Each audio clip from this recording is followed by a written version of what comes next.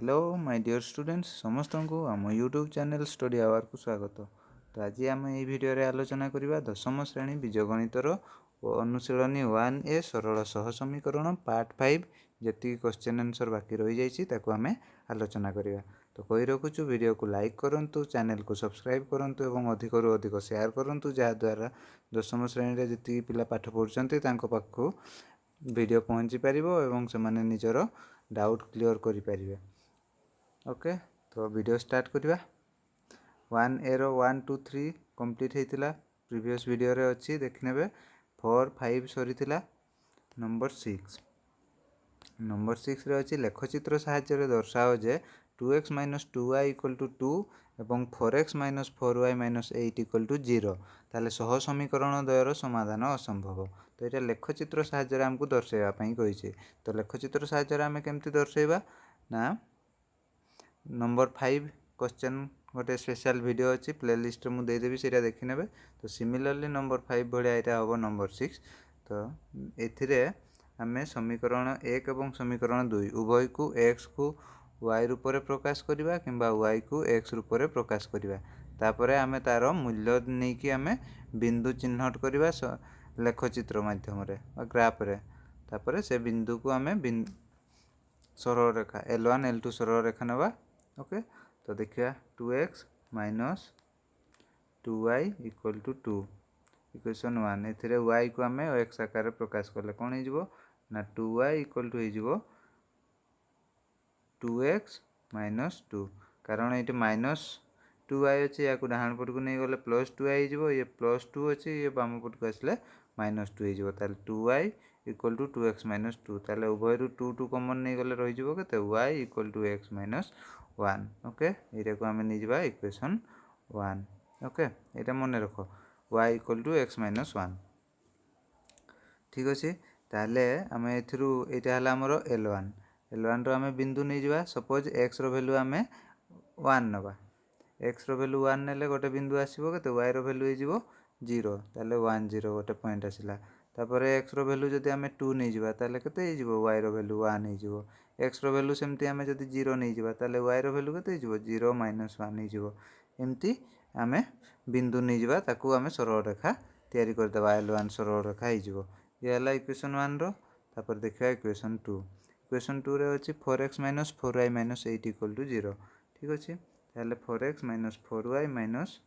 8 = 0 एथरू common केते पड़ेबो 4 common जीवो ताले रहला ये केते x - y - 2 = 0 ताले आमे ए 4 को ऊपर को डिवाइड कर देले कोन हो ना ये 0 हो जीवो। ताले x - y -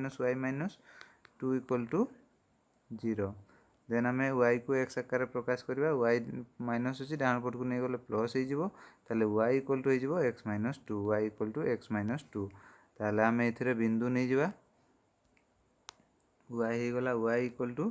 x - 2। ओके, तो ये जदि आम x रो मूल्य आम 0 नवा y रो मूल्य हो -2 0 - 2 हो। x रो मूल्य जदि आम 1 नवा ताले y रो मूल्य हो -1 1 - 2 = -1। सेमती जदि आम x रो मूल्य नहीं जावा 2 ताले y रो मूल्य हो 0 ताले एटा हो आमर कौन ना L2 सरल रेखा। जदि आम ग्राफिकाली या रिप्रेजेंट करवा ग्राफ रे कौन हम ना ये आसो ये आमर x एक्सिस ये y एक्सिस ये y। तो ये आमर आसीज दीटा जाक सरल रेखा ये L1 और ये L2 ये दीटा सरल रेखा आसो एमाने कौन सी बिंदु रे छेद करेंगे नहीं अर्थात परस्पर समांतर रे। आम जदि या ग्राफिकाली रिप्रेजेंट करवा तो ये आमर कौन सी निर्दिष्ट बिंदु आसो ना समाधान बिंदु आसो ना ताले कौन हो ना सह समीकरण द्वयर समाधान असंभव। ओके, तो सेमती B2 भी सिमिलर से भाया हम ताले ग्राफ रे आम रिप्रेजेंट करवा एथिरे कौन कही ना B2 रे कही सह समीकरण द्वयर अनन्य समाधान अच्छी अर्थात या जितेबाला आम सेम सेम प्रोसेस रे आम करवा। तो जितेबाला आम या ग्राफ रे आम रिप्रेजेंट करवा सेते L1 सरल रेखा ये आसो L2 सरल रेखा ये आसो गोटे बिंदु रे छेद करेंगे अर्थात एक अनन्य समाधान अच्छी माने गोटे बिंदु ही तांकर समाधान बिंदु ताले ये समाधान बिंदु आसो ये ग्राफ आसो। ताले B3 देखा लेखचित्र साहाय्य दर्शाओ 9x + 3y + 12 = 0 18x plus 6y plus 24 equal to 0 सह समीकरण द्वय संगत निर्भरशील संगत निर्भरशील माने माने यांकर आसीजिवो ग्राफ रे गोटे ही सरल रेखा आसीबो अर्थात L1 जोटा हबो L2 भी ता ऊपर ही रही जिवो L1 L2 गोटे सरल रेखा रे उपस्थित रहिबे हला सेमती बिट 4 रहिछि लेखचित्र साहाय्य रे सह समीकरण द्वयर समाधान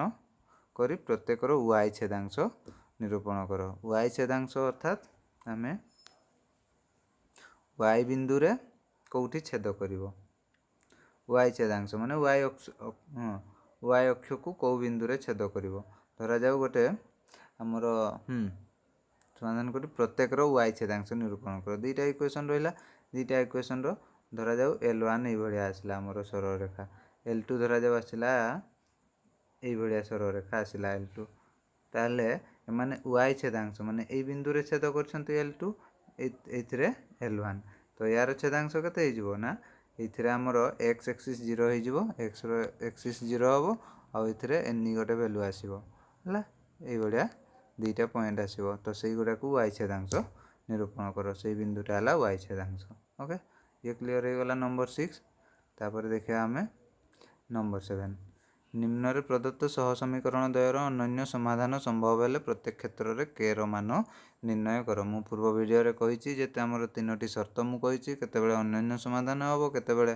सह समीकरण रो समाधान असंभव केतेबेले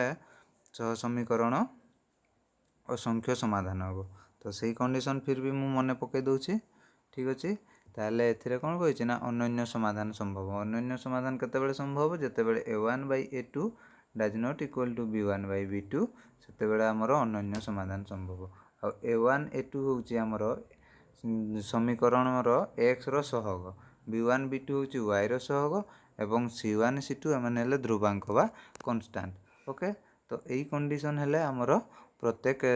सह समीकरण रो अन्य समाधान संभव देखिया तो एथिरु सब क्वेश्चन करियानी किछि इंपोर्टेंट क्वेश्चन हमें कर दवा k रो मूल्य निरूपण करिया बीटाई करिया x - 2y - 3 = 0 3x + ky - 1 = 0 ठीक अछि एथिरे कोन रहिछि a1 रहिछि हमर 1 a2 रहिछि -2 ताले सॉरी -2 नै a2 रहिछि हमर 3 b1 रहिछि -2 b2 अछि k ओके तो इथिरे कोन आसीबो ना a1 by a2 does not equal to b1 by b2 ताले कोन हे जिवो 1 by 3 does not equal to -2 by k okay ताले इटे केते हे जिवो ना k एपट को पळे आसिला ताले कोन हे जिवो k does not equal to -6 ताले k रो मूल्य -6 व्यतीत जे कोनोसी मूल्य आमे नेले तार मूल्य k रो -6 व्यतीत जे कोनोसी मान नेले सह समीकरण द्वयर अन्य समाधान संभव ओके नेक्स्ट करिवा हमें बिट 4 रे हमें वैल्यू निरूपण करिया ताले एथिरे कोन अछि ना a1 अछि k a2 रहिछि 3 b1 अछि हमरो 2 b2 अछि 1 ओके ताले a1 by a2 हे जिवो हमरो k by 3 does not equal to कोन हो ना 2 by 1 अर्थात एठी कोन हे जिवो ना k रो मूल्य 2 3 6 साले k रो मूल्य 6 व्यतीत जे कोनोसी मान पई हमें ए दुईटी समीकरण अन्य समाधान संभव होई परिबो ओके ये क्लियर हो गला नेक्स्ट आउ करियानी बाकी तो को निजे प्रैक्टिस करबो जदी डाउट हला कमेंट सेक्शन रे मेंशन करले नेक्स्ट वीडियो रे ताको प्रोवाइड कर देबी ओके तो नंबर 8 निम्न रे दत्त सह समीकरण द्वयर असंख्य समाधान रहिले प्रत्येक क्षेत्र रे k रो मान निरूपण करो असंख्य समाधान तार शर्त कोन रहिछि ना a1 by a2 = b1 by b2 = c1 by c2 okay एटा हला हमरो तार कंडीशन बा तार शर्त रहिछि एई शर्त रे हमरो दुईटी सह समीकरण द्वय दत्त सह समीकरण द्वयर असंख्य समाधान संभव होई परिबो तो ठीक अछि हमें एथिरे नै जिबा फर्स्ट बिट 1 को नै जिबा एथिरे कोन अछि ना 7x - y - 5 = 0 21x - 3y - k = 0 तो इरा आलोचना करिया एथिरे a1 by a2 कोन आसी जिवो ना a1 होछि हमर 7 A2 होची 21 B1 होची -1 B2 होची -3 सिमिलरली C1 होची -5 C2 होची -k तो ये A1/A2 = B1/B2 = C1/C2 यही शर्त रे जाई हमर दत्त सह समीकरण द्वयर असंख्य समाधान संभव हो परिबो ताले 7/21 केते हो जिवो ना 1/3 एथि B1/B2 1/3 हे गला C1/C2 केते गला ना 5/k माइनस माइनस कटि जिवो ताले आमे लिखि परिबा = 5/k ताले एठु आमे कोन पाइ जिबा ना या को वज्र गुणन आमे करि दबा वज्र गुणन करले कोन हे जिवो ना 5 × 3 15 k × 1 k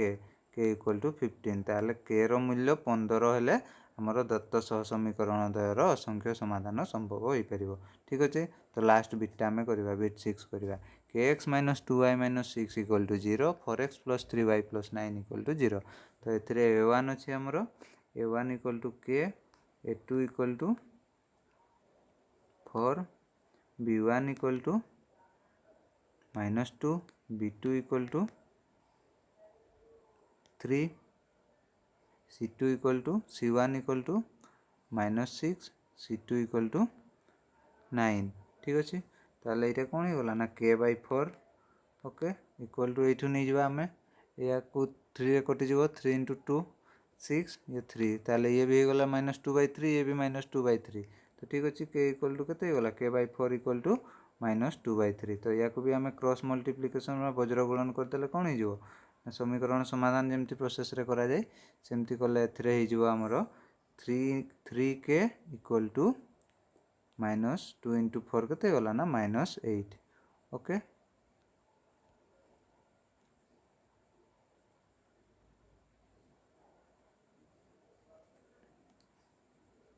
तो दिला 3k =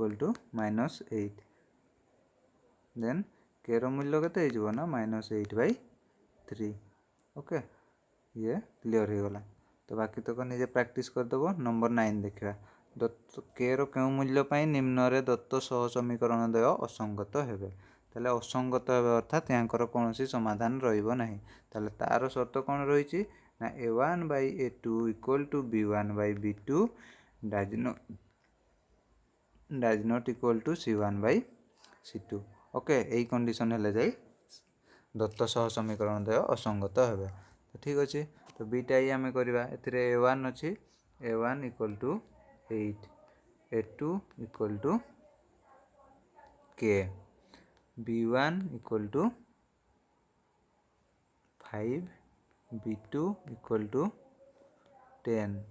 c1 = -9 c2 = -15 ओके तो या को हमें कटाकटी करदेले कोन जो 5 1 5 5 दुणे 10 ताले 1 विभक्त 2 ये केते जो माइनस माइनस कटि गला 3 3 9 3 5 15 3 विभक्त 5 ताले केते गला ये हे गला 1/2 ये हे गला 3/5 ताले हमरो केते हेबा दरकार मूल्य b1/b2 does not equal to c1/c2 होची काइना 1/2 does not equal to 3/5 होची ए कंडीशन तो हे जाउची तो हमको ए हाफ सहित या को हमको कंपेयर करिया पई पड़िबो तुलना करके हमरो k रो मूल्य हमें बाहर करबा ठीक अछि ताले एठी केते हे जिवो ना 8/k = 1/2 ताले केते गला k = हे गला 8 दुणे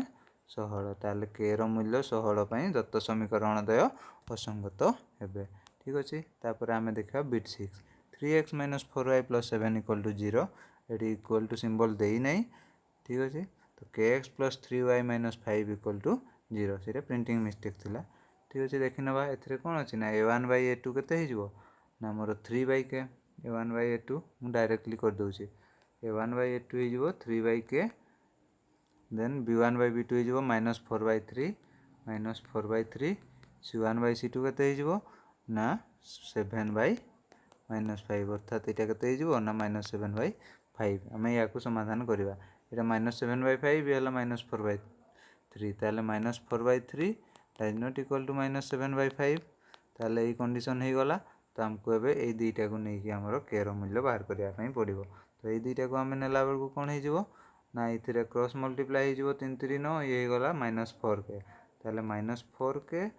इक्वल टू 9 हो गला ताले k इक्वल टू केते हो ना -9/4 हो। ओके ताले k रो मूल्य -9/4 व्यतीत k रो मूल्य -9/4। ओके तो अनुसरणी 1 टोटल कंप्लीट हो गला। तो नेक्स्ट वीडियो रे आमे आलोचना करबा यार नेक्स्ट चैप्टर आमे आलोचना करबा जोटी प्रतिकल्पन वज्रगुणन ये जो पद्धति अछि ताको आमे आलोचना करबा। तो आशा करछि वीडियो भल लागितबो तो लाइक करंतु चैनल को सब्सक्राइब करंतु एवं समस्त को शेयर करंतु जहाँद्वारा जी भी आम 10वीं श्रेणी छात्र छात्री अच्छा समस्त पाखे ये वीडियो पहुँची पार और से निजर डाउट क्लीयर करेंगे। धन्यवाद रोचे।